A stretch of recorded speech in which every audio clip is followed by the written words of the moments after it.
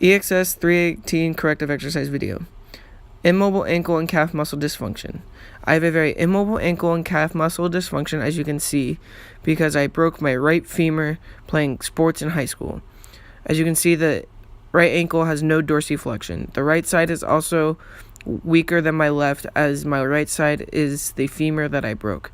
In the static posture frontal view here, you can see that I have a slight knee valgus and that the left side is built more than the right. Lateral view, left side. Here on my left side, you can see that it is also built more than my right, and that my knees are going inward with knee valgus, and that I am also hyperextending. You will also notice that my ankle is causing my foot to pronate outward. Lateral view, right side. You will notice that my right side is built less than my left, as I have stated previously, and that my ankle is also pronating outward, causing hyperextended knees and knee valgus.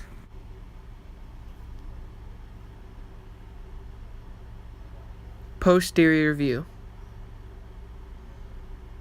Here in the posterior view, you can also clearly see again that there's knee valgus there, and that my right side is built less than my left.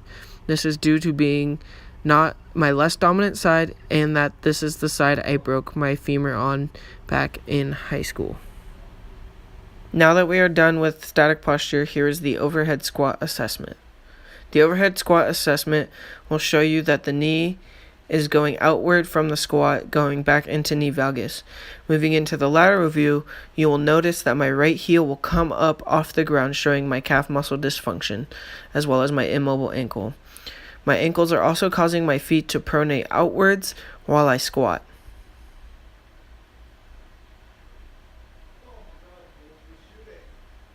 Moving into the posterior view, it is greatly noticeable that my right heel will come off the ground again, and that my knees do have knee valgus, and that they will go outwards as I squat.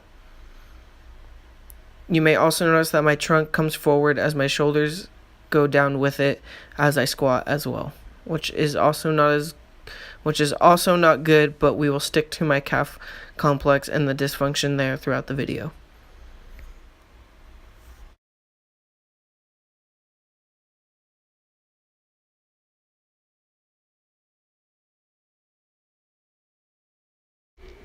Moving on, we will go to range of motion assessments.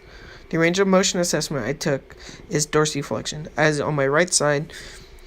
Earlier in the pictures, you saw that there may not be any dorsiflexion, which there wasn't. There was 0 degrees dorsiflexion on my right side.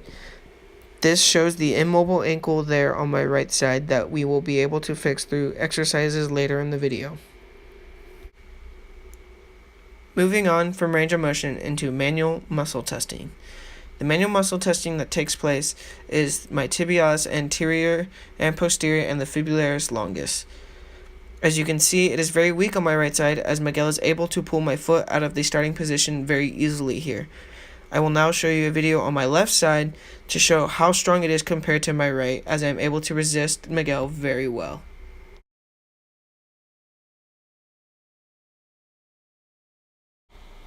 Moving into exercise continuum phase 1, also known as the lengthening phase. This common calf stretch, where you take one foot and put it on the back heel of the other foot and push back, will help stretch your gastrocnemius, soleus, fibularis longus, and tibialis posterior, as well as your flexor digitorum longus. Moving into the next stretch is a very common soleus stretch. As you push up against a wall, leaning forward with the back knee bending will help stretch the soleus as well as the tibialis posterior. This stretch, also a very common gastrocnemius stretch, similar to the previous one, will help stretch your gastroc as well as your flexor digitorum longus and your flexor iliacus. This stretch, as you flex the knee and put your toes on the ground, trying to stretch your tibialis anterior, extensor digitorum longus, and your fibularis brevis, as well as your extensor iliacus longus. The next phase of the exercise continuum is the inhibit phase.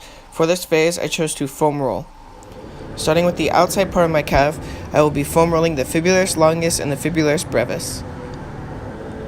The middle part of the calf, I will be foam rolling the flexor digitorum, the gastrocnemius, and the soleus. The inner part of the calf, I will be foam rolling the tibialis anterior, extensor digitorum, as well as the extensor iliacus longus.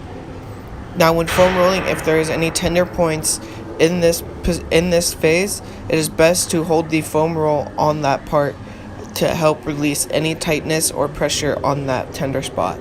As you can see, I will do that here with the inside part of my calf.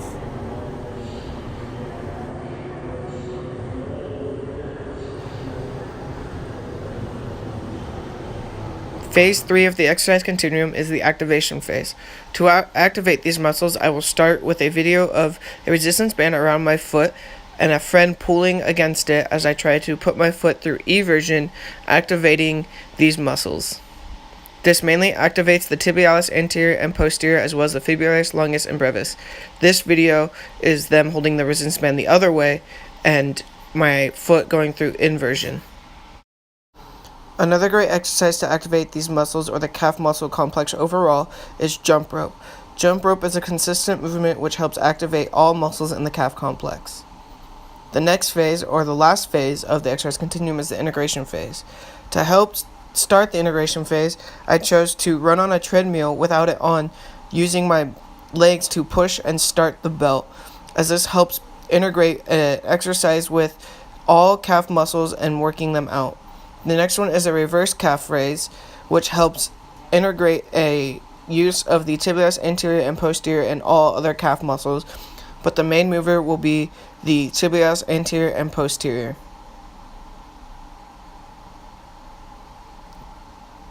Here it is from a diagonal lateral view. You can also notice that the right side looks weaker than my left as the muscle is not bigger on that side.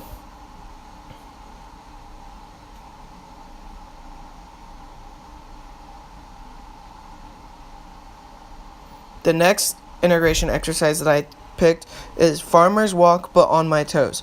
Farmer's walk is a great full body exercise but really great for your legs. When you walk on your toes, it helps really focus on working the calves of the lower leg and especially the gastrocnemius and soleus. As you can see, they are really working hard in this video.